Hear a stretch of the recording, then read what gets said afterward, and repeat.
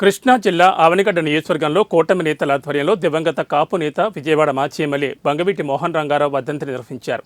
నాగాయలంక రంగా సెంటర్లో వంగవీటి విగ్రహానికి కూటమి నేతలు నూతనంగా ఎన్నుకున్న డీసీ చైర్మన్ బండ్రెడ్డి మల్లికార్జునరావు రంగా బొమ్మకు నివాళులర్పించారు. అనంతరం కూటమి నాయకులు 20 మంది పారిశుద్ధ్య కార్మికులకు బట్టలు పంపిణీ చేశారు.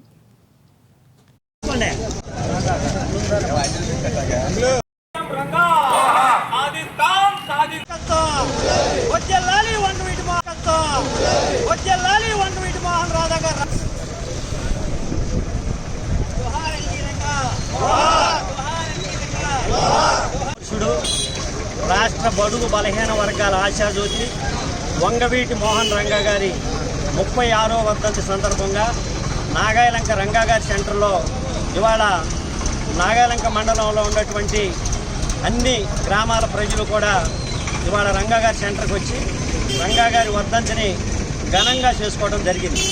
అలాగే ఆయన రాష్ట్రంలో మరి బడుగు బలహీన వర్గాలకి మరి ఎంతో ఉపయోగపడి బడుగు బలహీన వర్గాల వాళ్ళ ఆశయాల